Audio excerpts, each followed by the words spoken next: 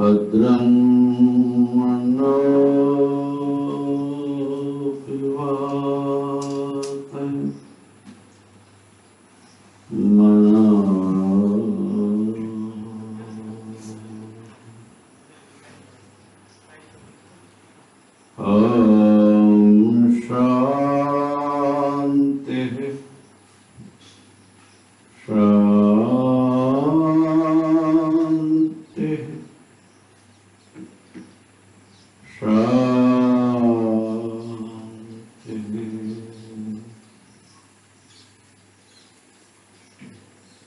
शंकरं शंकराचार्यं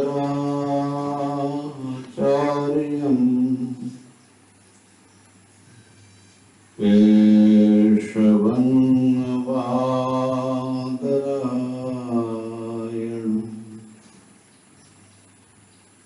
सूत्रभाष्यकृतौ वन्दे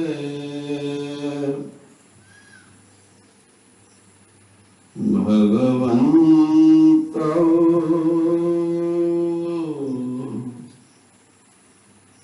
पुनः पुनः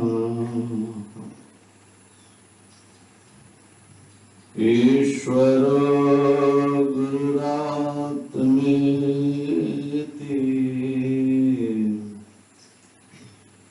मूर्तिभेद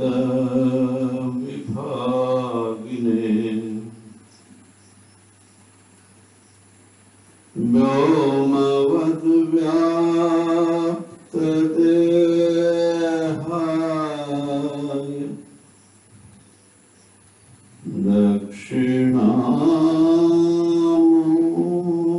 दक्षिणामूर्तये नमः।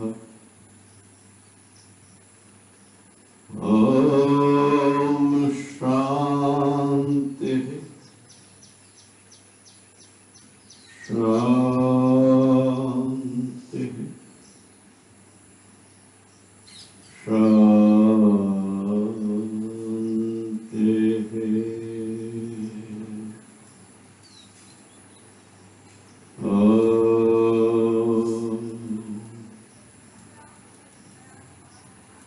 हरि ओम हरि ओम हरि ओम।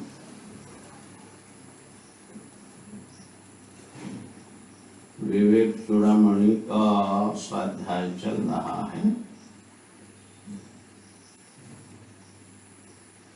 और हम लोगों ने गुरु पूर्णिमा के बाद से द्वितीया से 7 तारीख से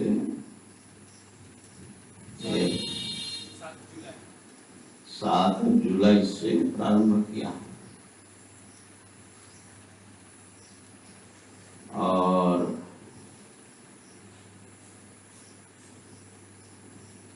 बड़ा ही दिव्य चातुर्मास चल रहा है। हरिद्वार में मेरा ये पहला चातुर्मास है, क्योंकि इतने साल बनारस में ही चातुर्मास करते रहे, जहाँ भी घूमे, लेकिन गुरु पूर्णिमा से पहले या गुरु पूर्णिमा के 1-2 दिन में बनारस पहुंचना होता, बल्कि विदेश से भी आ जाते थे। लेकिन इस बार बाबा विश्वनाथ जी ने कहा जाओ हरिद्वार में, घुसने नहीं दिया जाने का कोई रास्ता ही नहीं मिला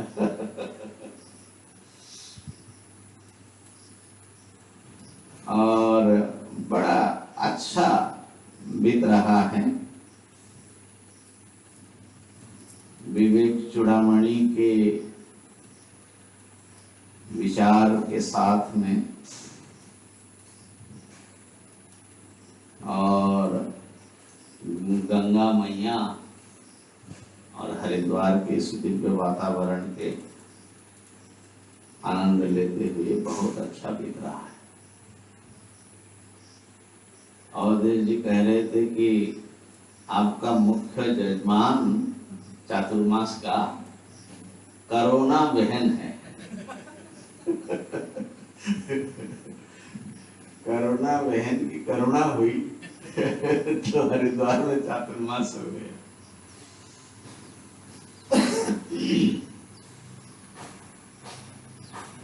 तो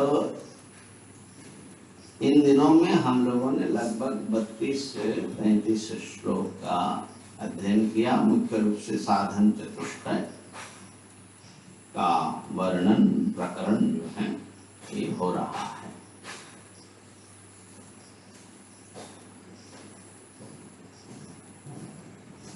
वैसे तो विवेक चूड़ामणि का स्वाध्याय निरंतर चलेगा, लेकिन कल से लेकर 15 दिन भगवत गीता के 11वें अध्याय पर विवेचन होगा। और उसका कारण है कि हमारे जो बहुत दिनों के संबंध जिनसे हैं, मुंबई का प्रेमपुरी आश्रम ट्रस्ट, प्रेमपुरी अध्यात्म विद्या भवन, हर साल मैं और अवधेश जी जाता हूँ।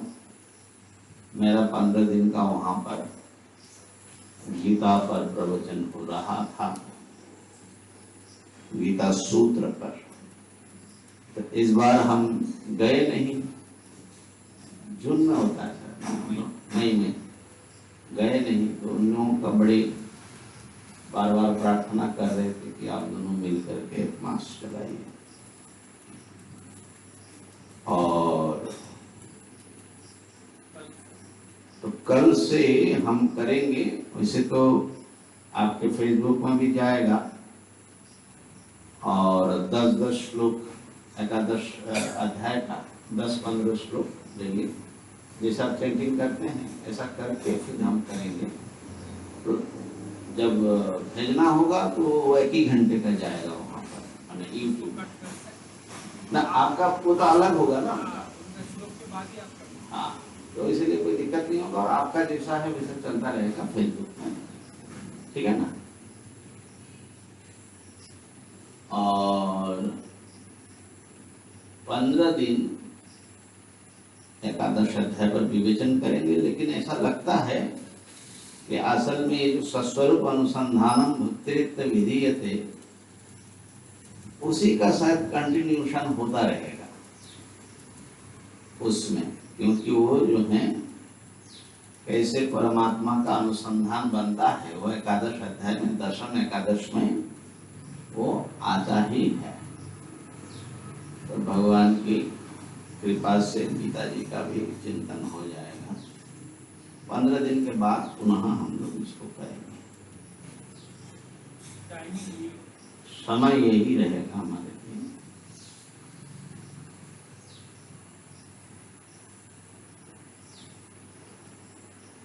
तो ये जो श्लोक जो चल रहा है उसको चरण कर लें।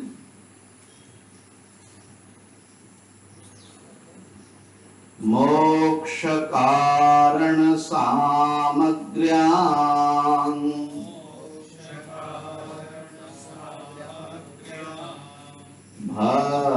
भक्तिरेव गरीयसी।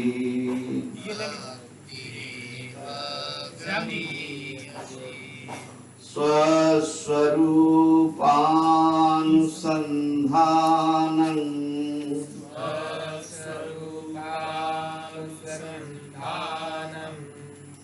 भक्तिरेत्यभिधीयते।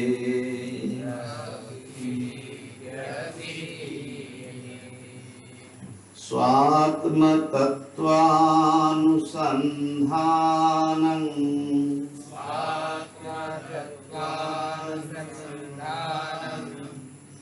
भक्तिरेत्यपरे जगुः।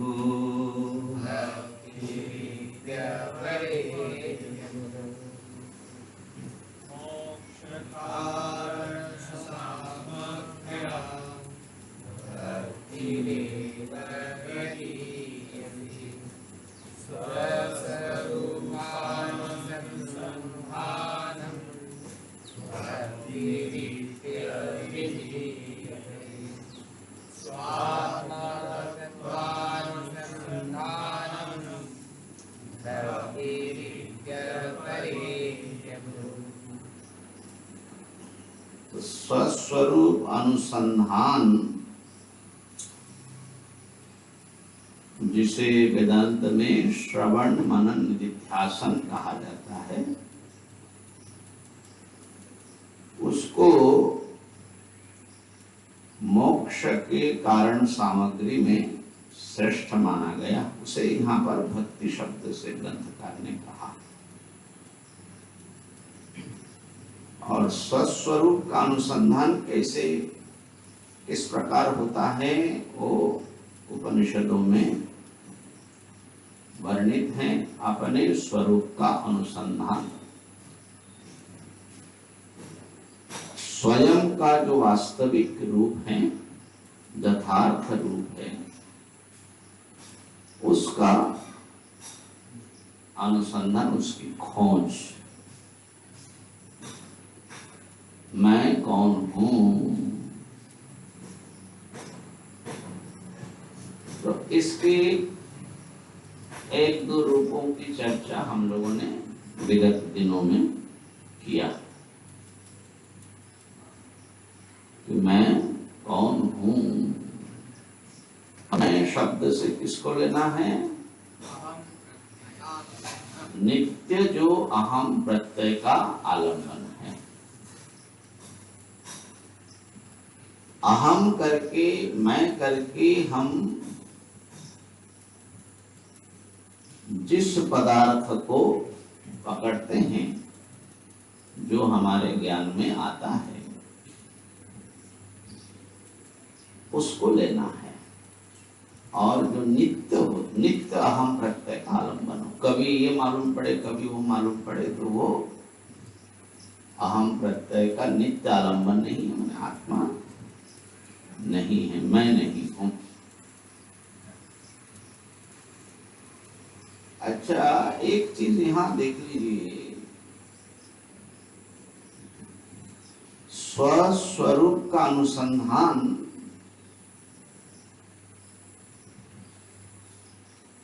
स्वयं का स्वरूप तो वेदांत में निश्चित किया ब्रह्म है। स्वयं का स्वरूप देह इंद्रिय मन बुद्धि आदि नहीं है, कोई परिच्छिन्न पदार्थ नहीं है, वो समस्त जगत का अधिष्ठान अनंत सच्चिदानंद है।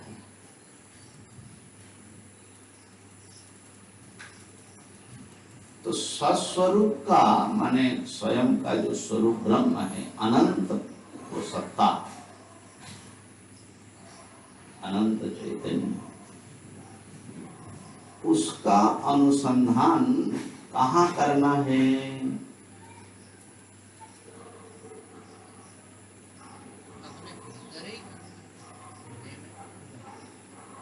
इसका अनुसंधान कहाँ करोगे?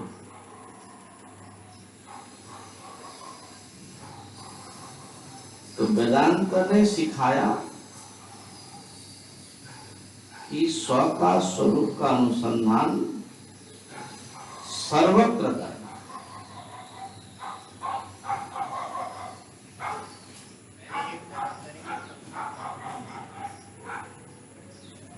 ठीक है, सर्वत्र मेरा स्वरूप विद्यमान है, चाहे अहम हो चाहे इदम हो। तो अपने स्वरूप का अनुसंधान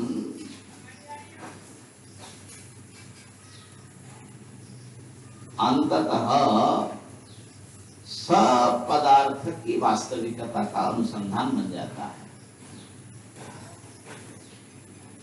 सर्वं खलु इदं ब्रह्म वासुदेवः सर्वमिति।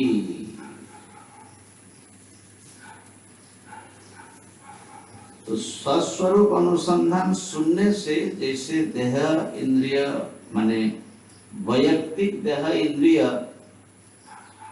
मन बुद्धि के प्रकाशक प्रत्यगात्मा साक्षी चैतन्य का अनुसंधान मालूम पड़ता है,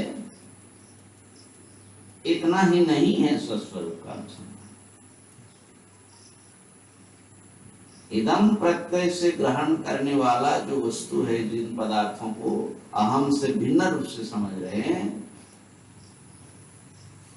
उनके भीतर भी मेरा वास्तविक स्वरूप ही विद्यमान है,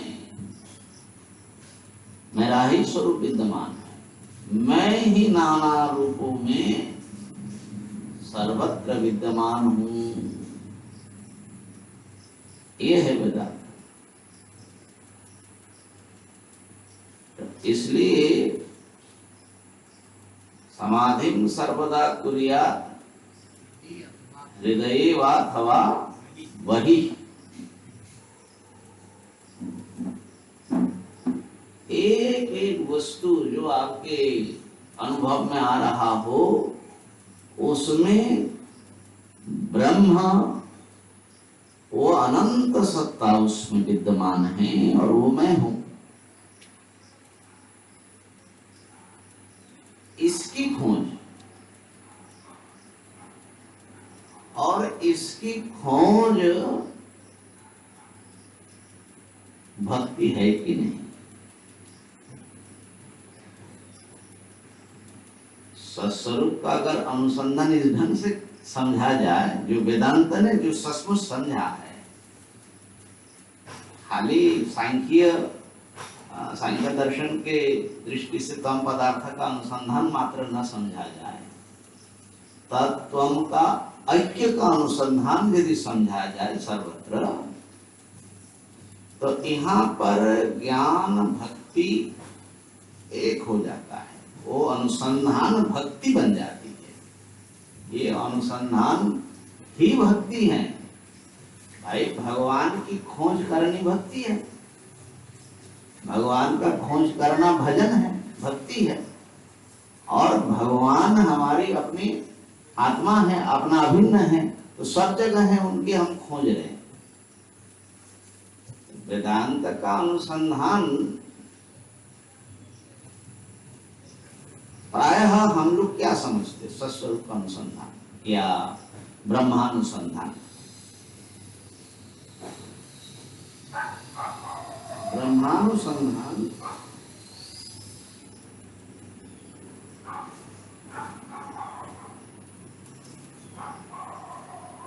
वेदांत के एक साधक प्रायः कैसा समझते हैं कि मैं चेतन हूं, देह आदि नहीं हूं, सारा जगत मिथ्या है, और ये जो मैं हूं, ये मैं ही ब्रह्म हूं, मेरे सिवा दूसरा नहीं है। क्या ऐसा ठीक है वेदांत के अनुसार?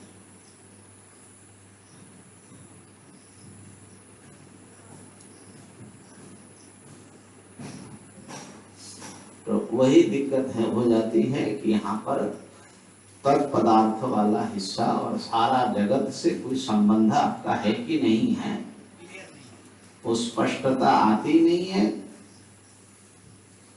आप अपने एक प्रकार से अहम के कारागार में बंद हो जाते हैं। अन्य आत्माओं के साथ आपका कुछ संबंध है कि नहीं। जैसे इस देह में आत्मा है तो सभी देह में आत्मा है, उनके साथ आपका क्या संबंध है। जगत के साथ क्या संबंध है, जगत ईश्वर के साथ क्या संबंध है। तो ऐसा मालूम पड़ता है,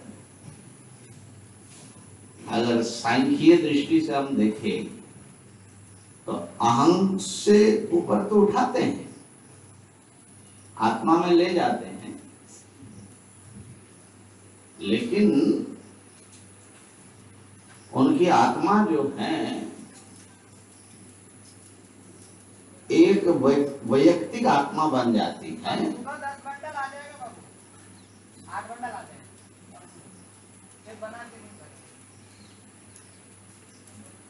तो अन्य पुरुषों के साथ इस पुरुष का कोई संबंध नहीं होता। तो प्रकृति से अलग, पुरुषों से अलग और ईश्वर तो उनके वहां एक प्रकार से है ही नहीं सांख्य दर्शन में। तो ऐसा जो स्वस्वरूप अनुसंधान जो समझते हैं वो वेदांत नहीं है, वो वेदांत नहीं। और जो वेदांत भी चिंतन करते हैं वो कैसा चिंतन करते हैं वेदांत का?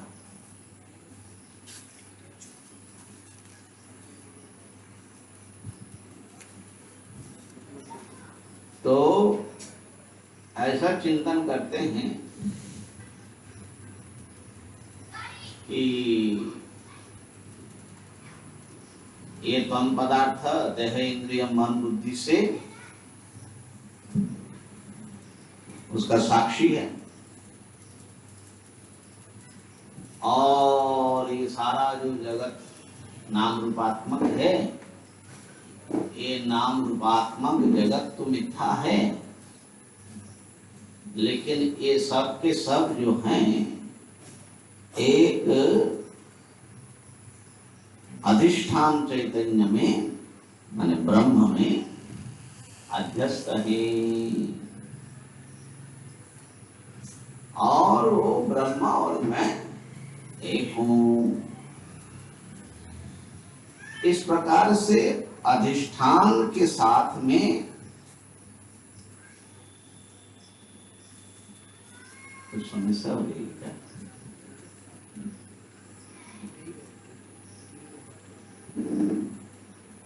अधिष्ठान चैतन्य के साथ में अपना एकत्व का अनुसंधान करते हैं। आपके भी समस्या है?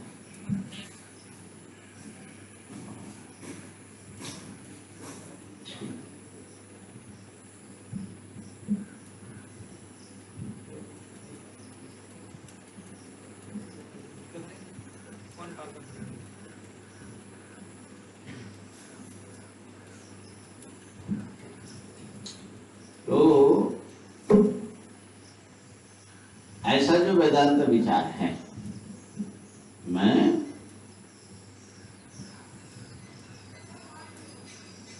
और ब्रह्म एक हूं, और प्रायः कैसे करते हैं कि त्वम पद का वाच्यार्थ जो है अल्प का अल्प शक्तिमान चेतन है,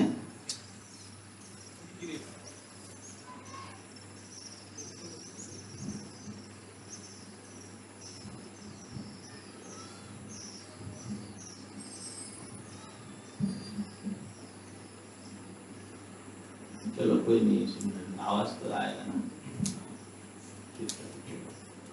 इधर से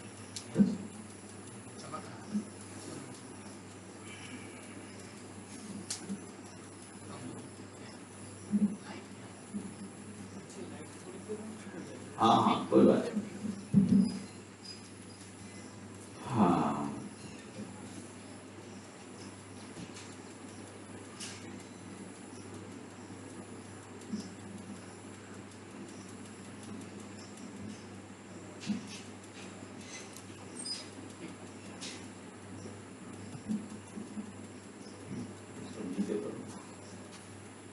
लिखो।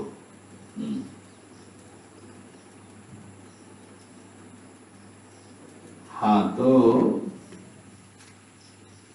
कैसे ब्रह्मात्मक का अनुसंधान, तत्वमसी का चिंतन कैसे करते हैं? मैं सच्चिदानंद स्वरूप हूं, तो मैं तो सच्चिदानंद स्वरूप हूं, लेकिन ये जगत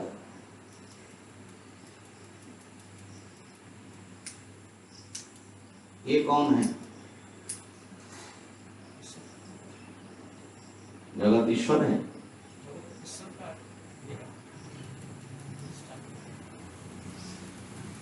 तो इस जगत के साथ में अपने चिंतन का कुछ संबंध बनता है क्या? कैसे बनेगा? हम तो आंख बंद करके अपने जो साक्षी चेतन है देहेंद्रिय आदि का,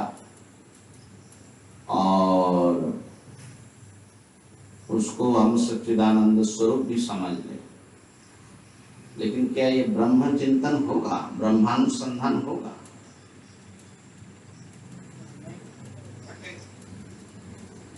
तो वो एक विचार तो होगा, एक चिंतन तो होगा,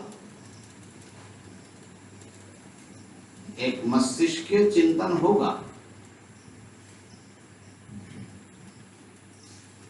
लेकिन वो विचार जो हैं वास्तविकता से जुड़ करके नहीं होगा, वस्तु जगत से नहीं जुड़ेगा। मैं क्या कहना चाहता हूं समझ रहे हैं कि नहीं? कण-कण में व्यापक जो हाँ सत्ता है, हाँ, उस सत्ता के साथ जो विचार का कोई संबंध नहीं बन रहा है। प्रत्येक पदार्थ ब्रह्म है। इस ब्रह्म के साथ में जो जीवंत ब्रह्म है हमारे सामने विश्व के रूप में, हाँ, उस विश्व के रूप में जो ब्रह्म है, प्रत्येक पदार्थ ही ब्रह्म है और भिन्न नाम रूप से ब्रह्म ही उस रूप में आया हुआ है, उसके साथ कोई संबंध है? तो फिर ये कैसा वेदांत हुआ भैया? असली वेदांत नहीं हुआ। वो वेदांत के जो वास्तविक प्रतिपाद्य हैं वो चीज आई है, वो नहीं है। तो इसलिए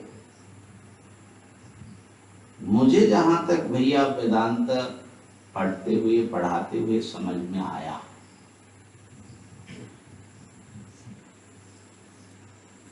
बिना वाच्यार्थ को पकड़े लक्ष्यार्थ का अनुसंधान हवा हवाई है।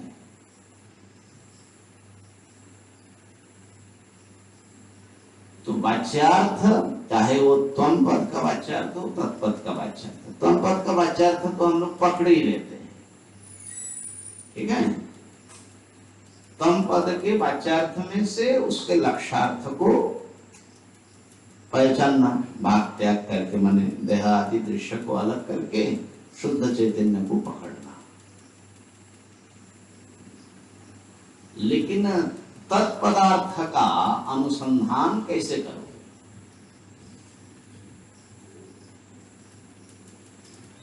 तो तत्पदार्थ क्या है? वो है सत्पदार्थ, सदैव शून्य, उसी को तत्शब्द से कहा। तो देखो, ये अगर जगत को भी आप देखते हो तब भी आपने तत् को नहीं पकड़ा, क्योंकि तत्पदार्थ से जगत कारण एक अद्वितीय सत्ता को कहा जाता है।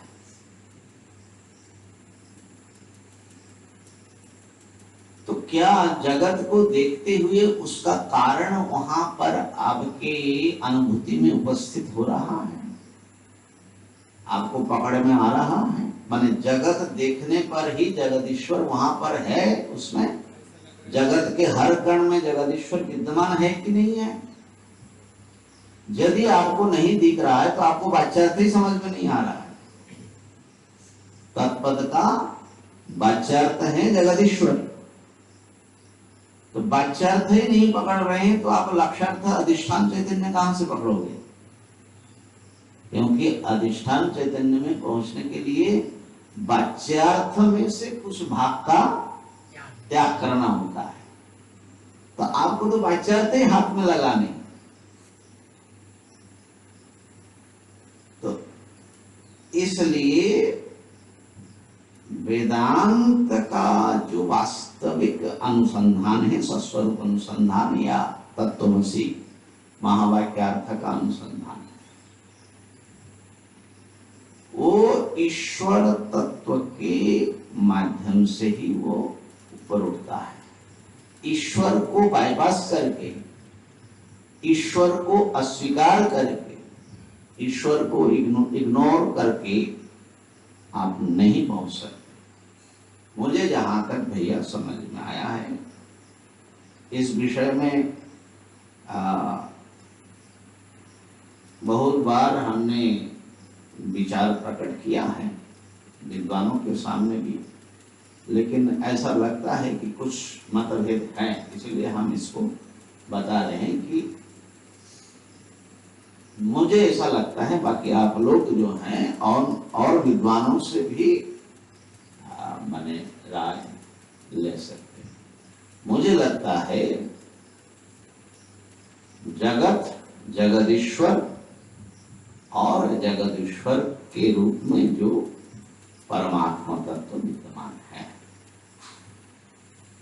इस प्रकार से तत्पदार्थ के माध्यम से हमको लक्ष्यार्थ तक पहुंचना पड़ेगा। फिर ये दोनों लक्ष्यार्थ, तम का लक्ष्यार्थ और तत् का लक्ष्यार्थ एक है, ये जो भेद भ्रम है ये मिटेगा। तो मेरा इतना ही कहना है कि ये जो अनुसंधान है, तम के अनुसंधान में तो कोई झंझट नहीं है, लेकिन तत् का अनुसंधान करना है कि नहीं है, करना है तो अनुसंधान का रूप क्या है वो चिंतनीय है। तो तत् के अनुसंधान के बिना तम का अनुसंधान पूर्ण नहीं होगा। नहीं तो आपका स्वस्वरूप जो है आधा अधूरा पकड़ोगे, खाली तम पद का लक्ष्यार्थ तक पहुंच जाओगे,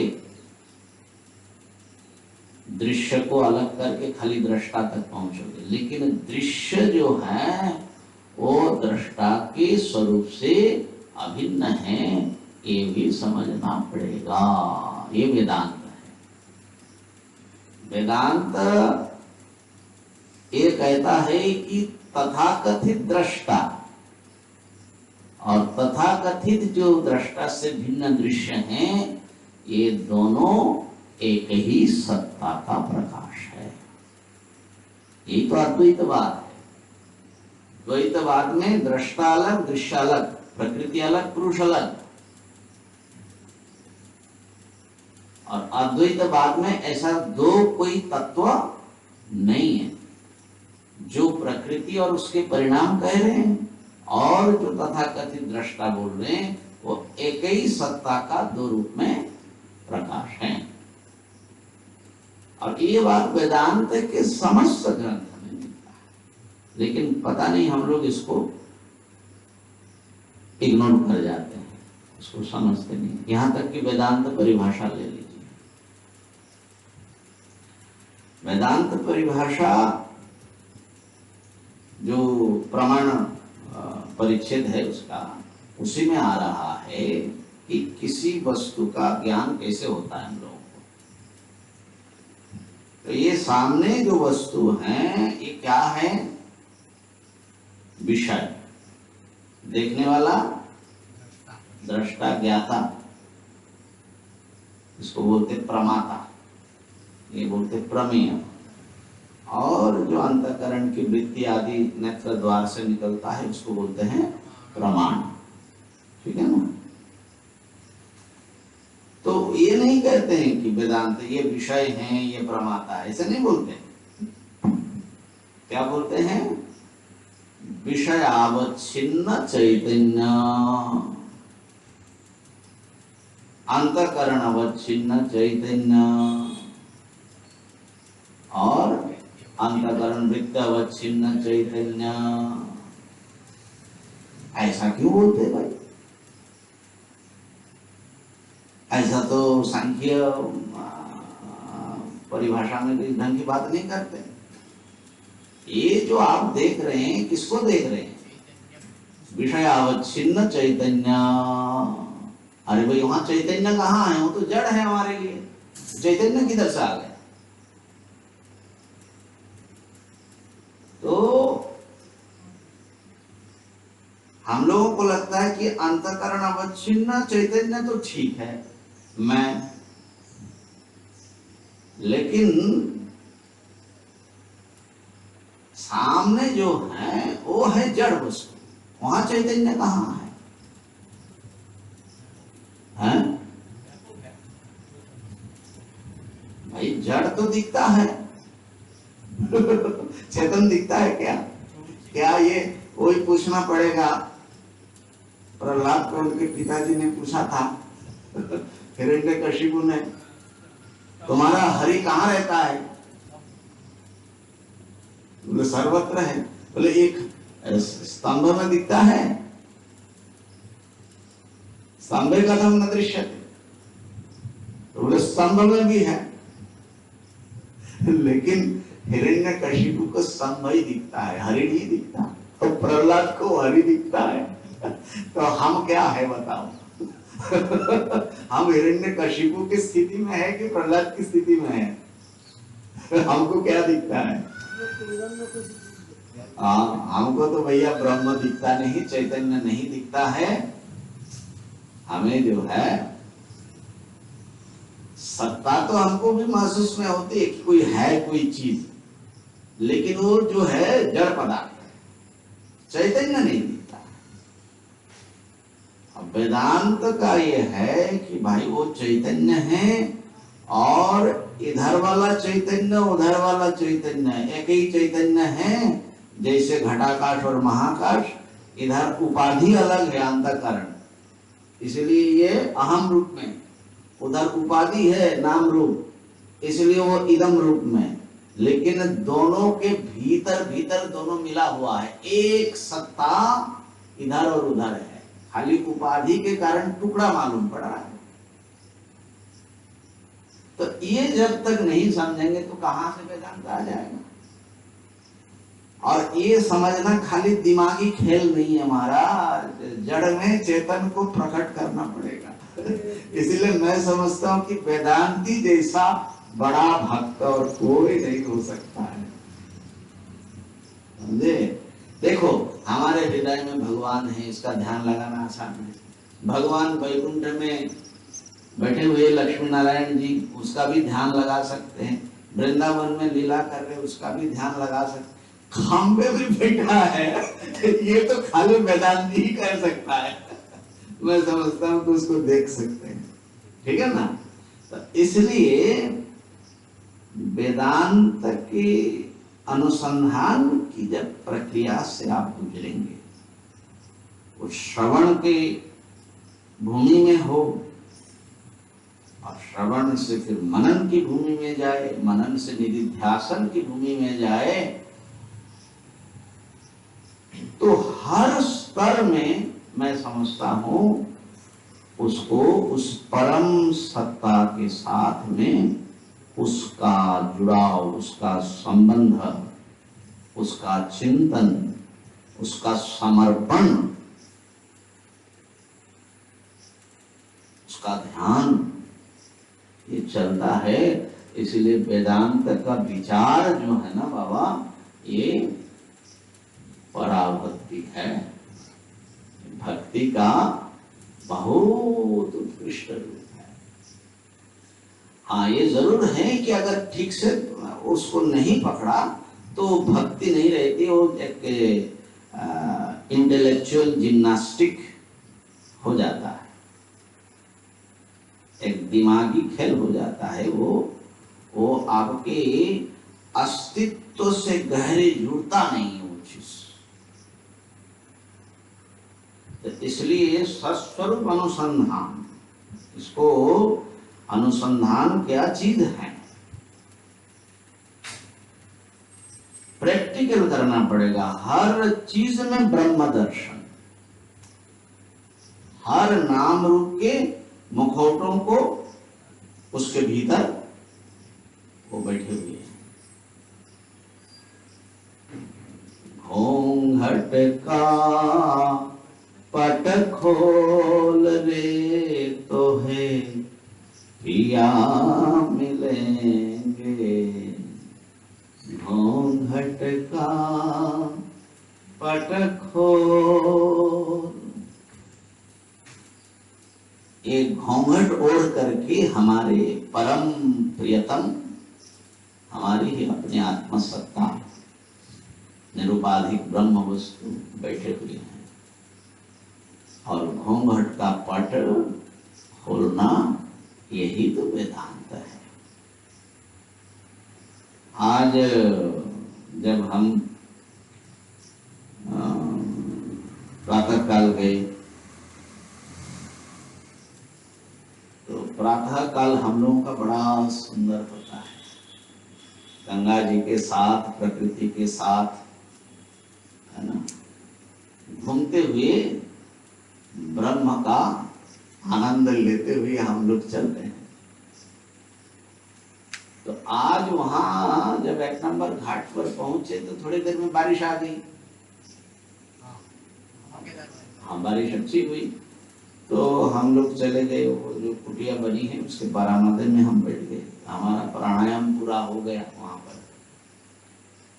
अब बैठे बैठे बहुत सुंदर पेड़ पौधे, सामने गंगा जी, बारिश हो रही है, उस तरफ जंगल, और फिर पीछे जो है बादल, पर्वत, आकाश, सब सुंदर दिख रहा है। मेरे मन में एक प्रश्न आया, ये जो बारिश की बूंदें गिर रही है,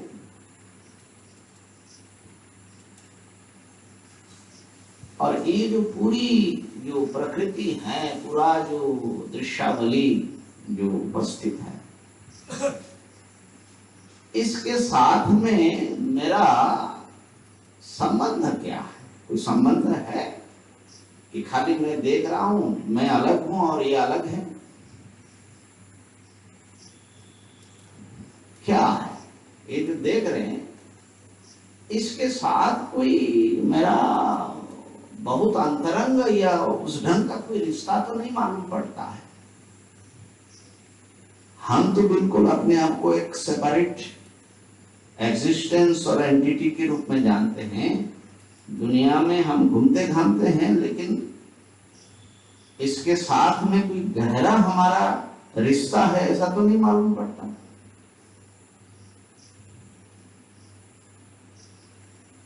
लेकिन जब तक ऐसा मालूम पड़ता है कि हम बिल्कुल अलग हैं, तो तब तक समझना कि हमारी जो चेतना है, हमारी जो बुद्धि या हमारे जो चित्त हैं, साधना है, वो एक बहुत सीमित दायरे में घूम रहा है।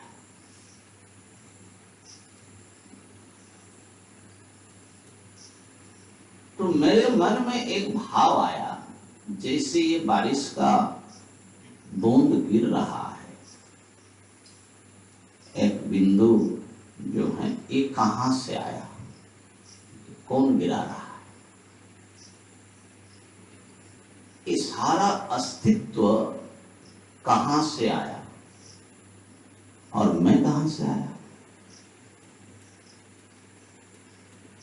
मेरा अस्तित्व भी सेल्फ डिपेंडेंट नहीं है, या सेल्फ इंडिपेंडेंट कह ले, स्वयं संपूर्ण नहीं है। जैसे वृष्टि का बिंदु टपका, ऐसे मैं नाम का वस्तु कैसे टपका इस संसार में?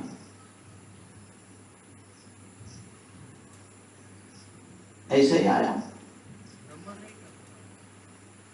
जहां से भी टपके वो टपके तो है, माने सेल्फ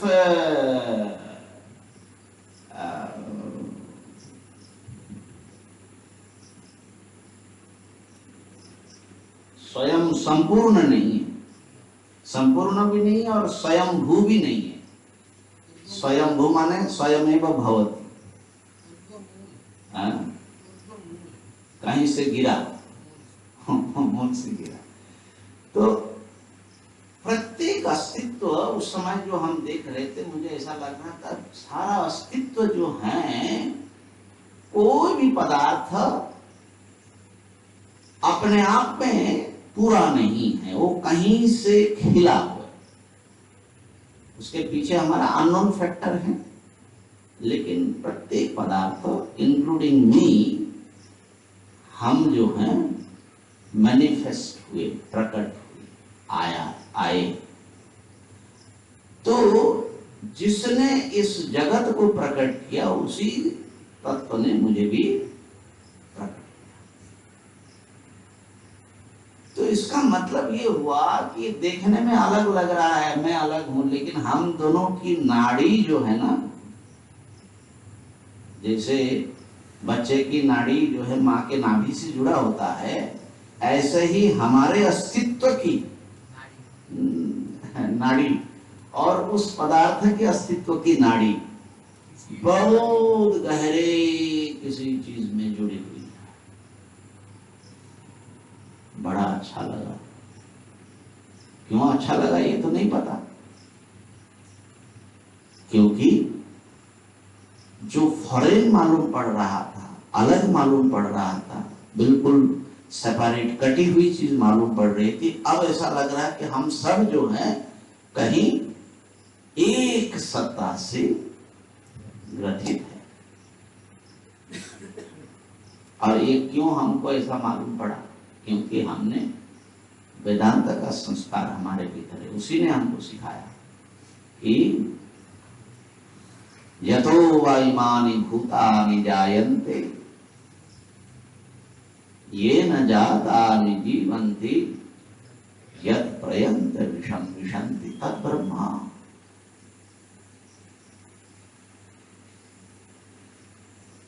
जहां से ये सब जीवन खिल रहा है, ये एग्जिस्टेंस, मैं आप सब,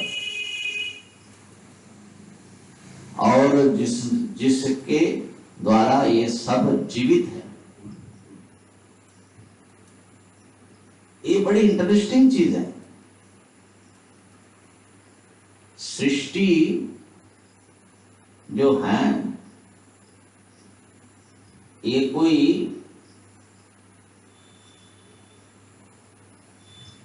डेड क्रिएशन नहीं है, डंबिंग चीज नहीं है। जैसे आपने एक मकान बना दिया, मकान बन गया, ओपनिंग हो गया, अब निरंतर उसको आपको सपोर्ट करने की जरूरत पड़ती है? नहीं, वो खड़ा रह जाता है ना। लेकिन यहाँ के प्रत्येक पदार्थ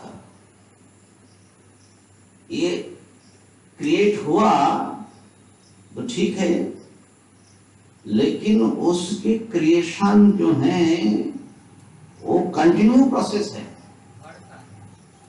ये निरंतर जो है, इसका जो जीवन है ना, वो निरंतर क्रिएट होता रहता है, होता रहता है, होता रहता है, क्योंकि ये लिविंग एंटिटी है। तथाकथित जड़ चीज भी निरंतर, उसके भीतर से भी सपोर्टिंग सिस्टम चाहिए। मैं बात समझा पाया कि नहीं मुझे नहीं मालूम, लेकिन ये जीवंती, ये न जाता नहीं जीवंती। ये तो एकदम मैंने घास के छोटे पत्ते से लेकर हाँ, हर चीज निरंतर विकसित। हाँ, मैंने एक ऐसा है जैसे एक चित्रकार चित्र बनाया, चित्र कंप्लीट हो गया, चित्रकार अलग, चित्र अलग, चित्रकार मर भी जाए तो चित्र रहेगा। लेकिन यहाँ जो चल रहा है, ये चित्र बनता ही जा रहा है, बनता ही जा रहा है। डेली कुछ, हर क्षण उसमें कुछ नई चीजें जुड़ रही है, कुछ पुरानी चीज चली जा रही है। माने ये जगत चित्र जो है ये डेड मैटर नहीं है। मेरे कहने का मतलब ये कोई स्टैग्नेंट चीज जो है अवरुद्ध हो गई, उसमें कोई गति नहीं है, मूवमेंट नहीं है, ऐसी चीज नहीं है। ये निरंतर घटित होने वाली एक प्रक्रिया है। और हमारे भीतर भी निरंतर, जैसे गंगा जी में तरंग उठा, गंगा जी से उठा, और वो तरंग जो है गंगा जी उसको सपोर्ट कर रही है, और वो गिरेगा भी तो गंगा जी में, ठीक है ना। तो इस प्रकार से ये सारा ब्रह्मांड ये न जाता नहीं जीवंती। कहां से हमारा जन्म हुआ, किसके सहारे हम जी रहे हैं, और कहां हम चले जाते हैं। प्रत्येक पदार्थ बड़े गहरे से उसके अस्तित्व, कोई परम अस्तित्व, परम सत्ता से जुड़ी हुई है। और प्रत्येक नाम रूप के भीतर वो अनंत सत्ता विद्यमान है, उसको आविष्कार करना, इसका नाम है अनुसंधान, स्वस्वरूप अनुसंधान। उसको आविष्कार करने की प्रक्रिया को विचार कहा जाता है, वो भक्ति कहा जाता है। ये भावनात्मक चीज खाली नहीं है, ये है बड़ा गहरा एक विचार का, एक बड़ा पेनिट्रेटिंग एक माने फंक्शन है, जो आपको आपके आंखों के सामने वो है, लेकिन पर्दा पड़ा हुआ है। वो पर्दा जो है ढह जाता है, तो जिसको हम अभी तक बिल्कुल स्टैग्नेंट समझ रहे हैं, खंभा, लेकिन उसके भीतर कितने गहरे स्तर है और वो परम सत्ता वहां पर है, इसको ये है वेदांत विचार से ये हम लोगों को आविष्कार करना होता है। प्रत्येक पदार्थ में उस चेतन का, ब्रह्म का वहां पर प्रकाश और वहां उपस्थिति देखना। और पहली स्थिति में सर्वत्र देखना कठिन होता है, इसलिए भगवान ने विभूति योग में विशेष विशेष पदार्थों का वर्णन किया। यहाँ यहाँ खोजो तो तुमको थोड़ा आसानी से ब्रह्म दिखेगा, इसलिए विभूति की सार्थकता है ना। ऐसे तो कह दिया, अहम सर्वस्य प्रभवो मत्तः सर्वं प्रवर्तते इति मत्वा भजन्ते मां बुधा भाव समन्विता। मैं सबका प्रभव। अब देखिए, ये शब्द कितने बार हम बोलते हैं कि सब ब्रह्म से आए हैं, लेकिन क्या बुद्धि जाती है कि उस चीज तक जाती है कि खाली शब्द बोल देते हैं कि हम सब ब्रह्म से आए हैं? शब्द हो जाता है। चेतन कोई कैसे ये जड़ भी है, वो भी नहीं, हम भी ब्रह्म से, हमारा जन्म ब्रह्म से है, कोई परम सत्ता से है। जैसे मान लो जागतिक संबंध में हमारे माता पिता के प्रति हमारा कैसा भाव रहता है, तो ऐसे हमारे माता पिता तो देह के, मान लो फिर भी देह से कुछ उनका नाता है, लेकिन जो हमारी आत्मा है, हमारा स्वयं का अस्तित्व है, उसके जो माता पिता है, जगत जननी और जगत पिता, उनसे हमारा कोई संबंध ही बनता नहीं है, उनका कोई रिकॉग्निशन ही नहीं है। किसने हमें जन्म दिया, माने मेरे अस्तित्व के मूल में क्यों बैठा है। और मैं समझता हूं कि इसीलिए हमारे जीवन में इतनी तुच्छता, जो इतने महान एक सत्ता का संतान है, अमृतस्य पुत्र,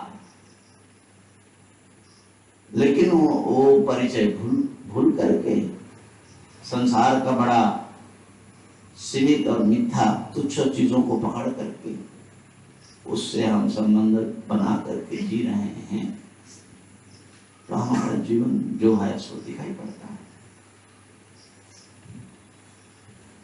तो अहम सर्वस्य प्रभवः, सबका प्रभव, सब इंक्लूडिंग मी, कहां से आए, कौन है, और मत्तः सर्वं प्रवर्तते, सारे क्रियाएं, सब कुछ हलचल सब मेरे से भगवान करे।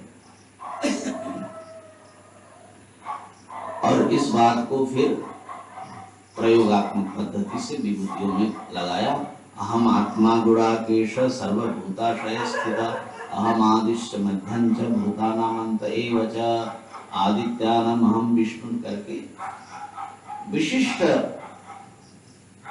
पदार्थों में उस दिव्य सत्ता की उपस्थिति को आप आसानी से देख सकते हैं। सब जगह पहले दिखता नहीं, पहले कुछ विशेष चीजों में देखो। अगर ब्रह्म ज्ञानी मिल जाए तो उनमें देखो कि ये ब्रह्म है, वो थोड़ा आसान होगा। गुरु जी में देखना, गंगा जी में देखना, है ना, श्रोतसामस्मि जाह्नवी, विभूति युग में समस्त नदियों में मैं गंगा हूं। गंगा जी में जो एक दिव्यता, जो एक महानता, पवित्रता, सेक्रेटनेस, उसको महसूस करना है, तो कल्पना करनी नहीं है।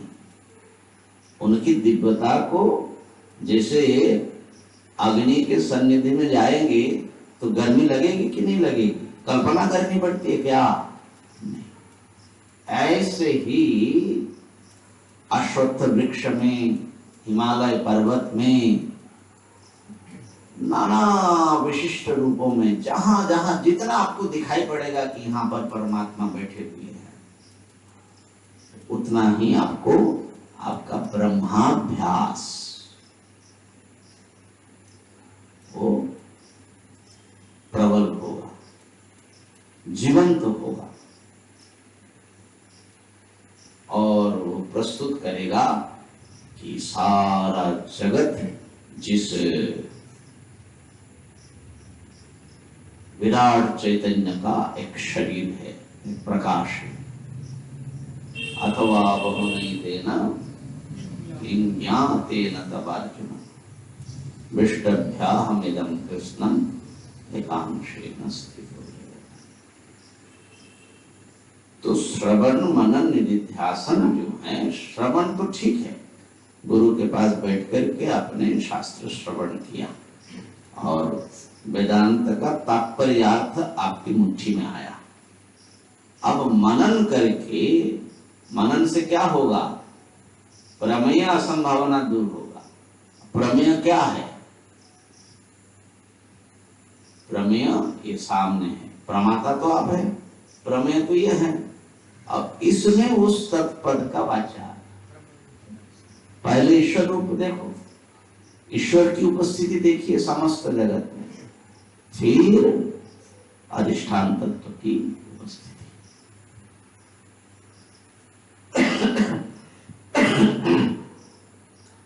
तो इस प्रकार से स्वस्वरूप का अनुसंधान करें, सर्वत्र स्वरूपानुसंधान करें। तो मनन और निधिध्यासन, इधर भी उधर भी, अहम में भी इधर में भी, दोनों में अपने वास्तविक स्वरूप का अनुसंधान, उसमें मनन करते हुए निधिध्यासन। इसलिए वो जो कहा कि जहां भी समाधि, तत्र तत्र समाधि लगाओ, तत्र तत्र समाधय, जहां मन जाता है आपका, जहां दृष्टि पड़ी, वो खाली एक सारे विश्व से कटी हुई एक खंबा दिख रहा है कि वो जो है एक विराट विश्वव्याप्त ऊर्जा या सत्ता का एक मैनिफेस्टेशन दिख रहा है। ये जो है मनन और निधिध्यासन व्यवहारिक बनाना पड़ेगा, काल्पनिक बनाने से नहीं होगा।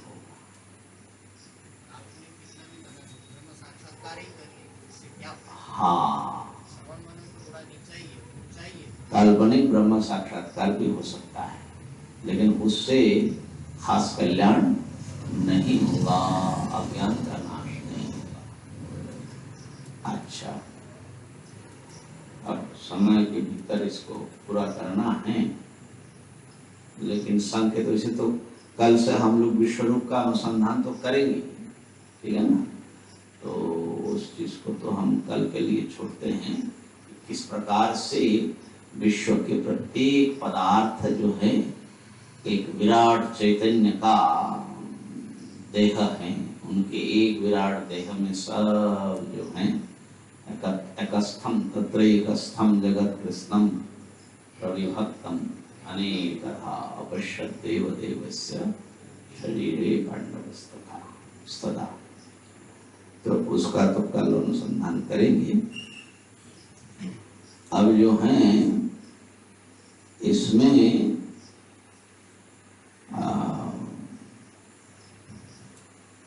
जो निधिध्यासन का एक माने श्रवण मनन निधिध्यासन तीनों ही अनुसंधान है। तो निधिध्यासन को हमारे वेदांत के कई आचार्यों ने इस ढंग से समझा कि श्रवण मनन की निरंतरता, पंचदशी में जब आप लोगों ने पढ़ा तो इसमें पर्याप्त चर्चा हमने की है ना। और माने निरंतर श्रवण मनन चलता रहे, अर्थात नाम के भीतर जो वो परम सत्ता बैठे हैं वहां तक पहुंचने की प्रक्रिया हमेशा चलता रहे, इसका नाम निधिध्यासन है। बहुत लोगों का ऐसा ख्याल है कि निधिध्यासन मतलब कहीं एकांत में जा करके और ध्यान में निमग्न हो जाना। वो बात तो ठीक है, वो भी ठीक है, लेकिन वो जब आप ध्यान में निमग्न होते हैं और ये ध्यान जो है ये पूरे विश्व से काटने की ध्यान नहीं है, जुड़ने की ध्यान है। इस चीज को हम इस ढंग से समझ सकते हैं। वेदांत की एक प्रक्रिया है कि समष्टि के साथ व्यष्टि का एक ऐक्य।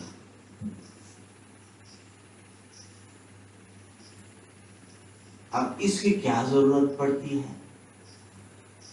अगर खाली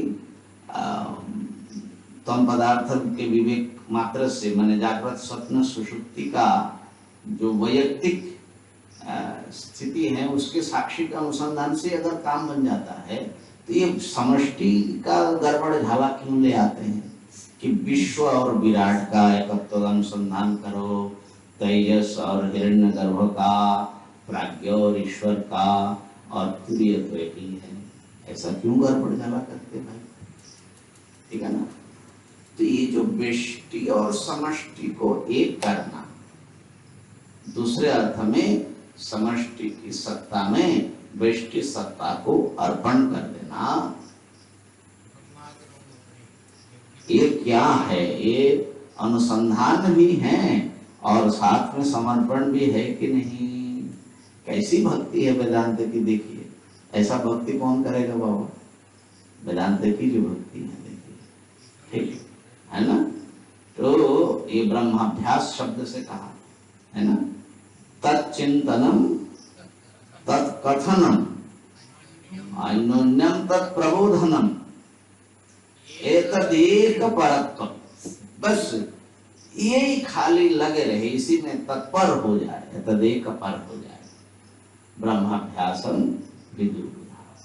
तो इसलिए यहाँ का जो निधिध्यासन है बड़ा विलक्षण निधिध्यासन है, ठीक है ना। तो उसमें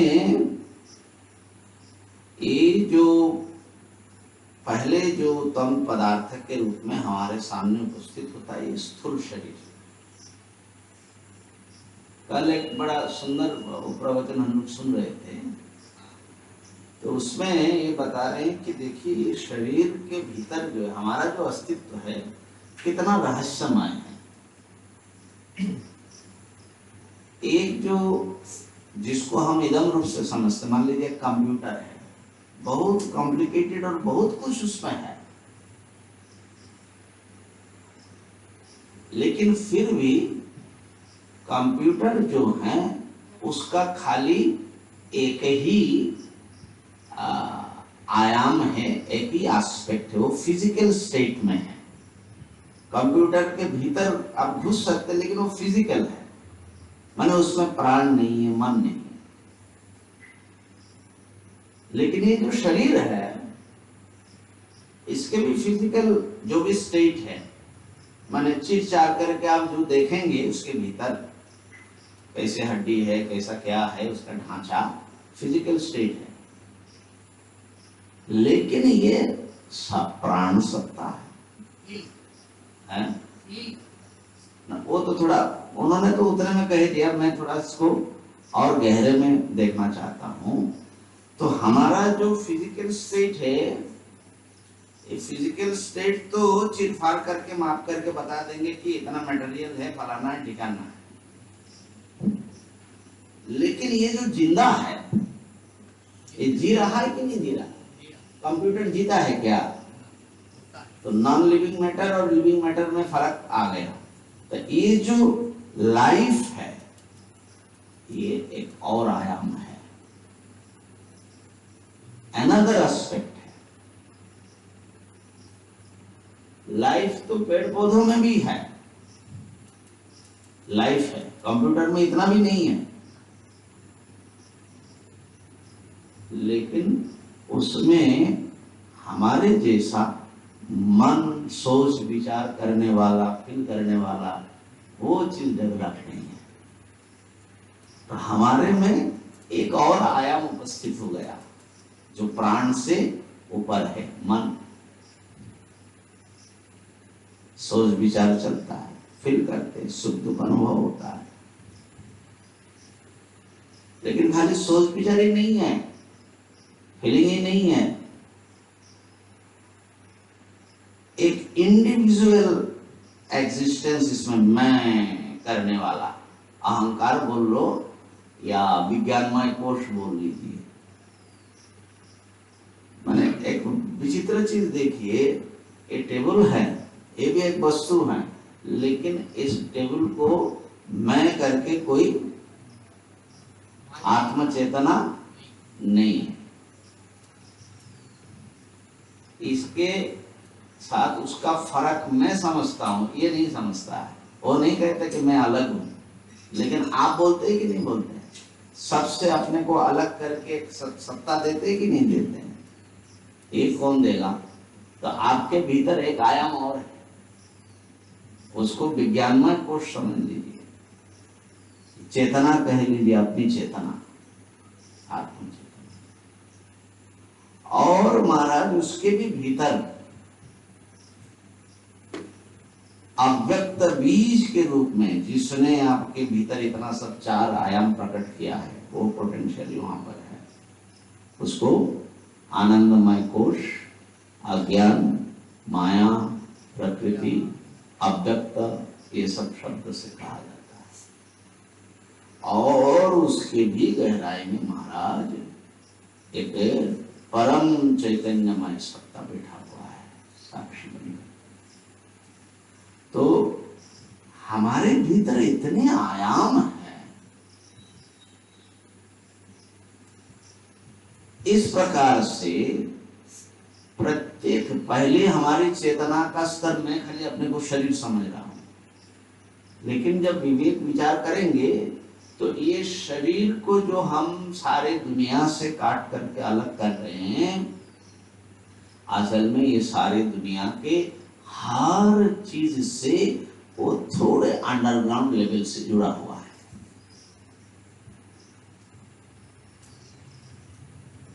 कैसे जुड़ा हुआ है?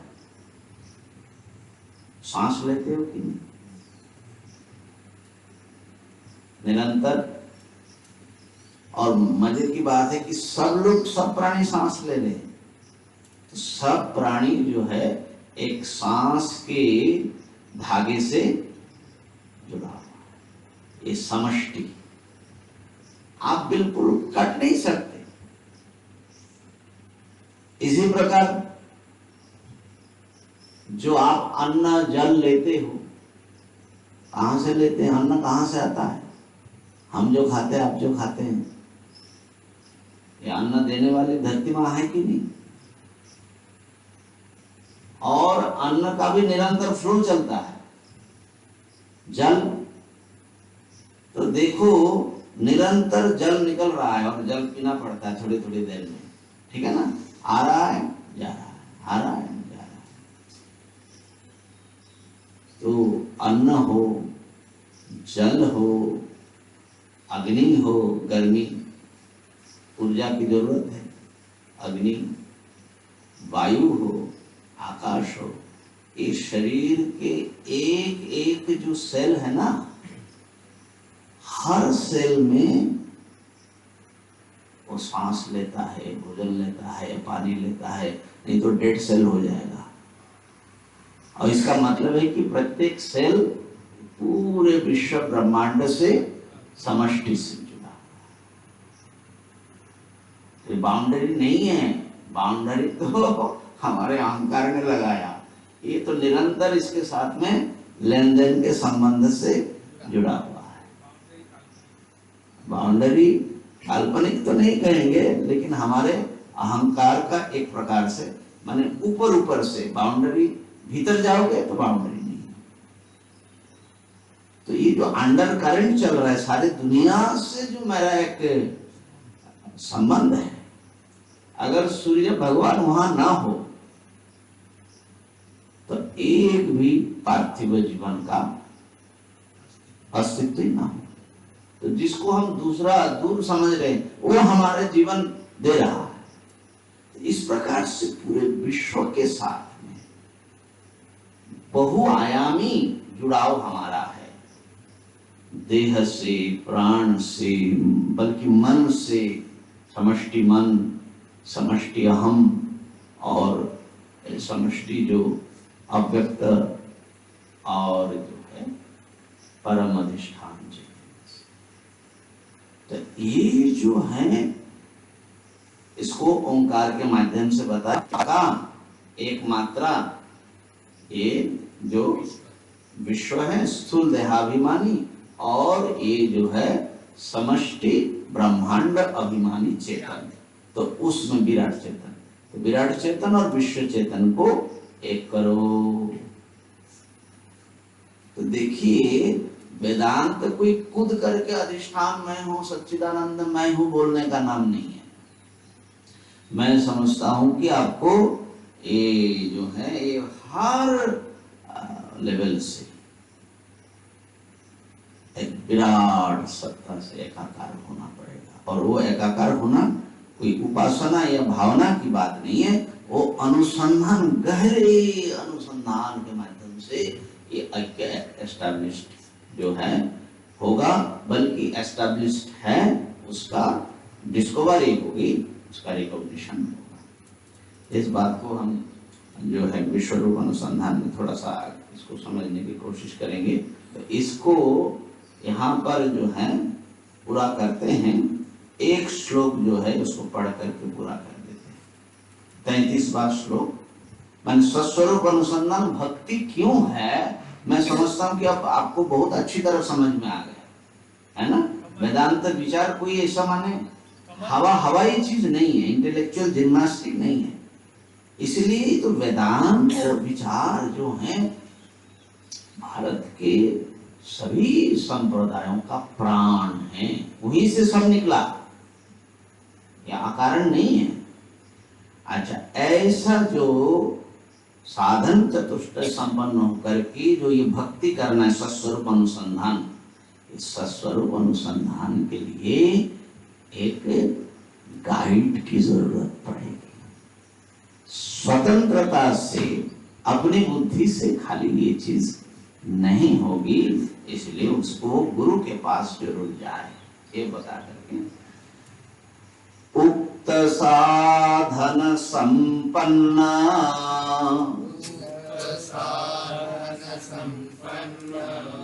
तत्व जिज्ञासुरात्मनः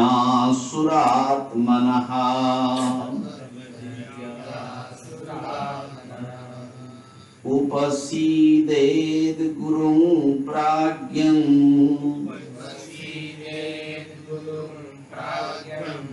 यस्माद् बन्ध विमोचनम्।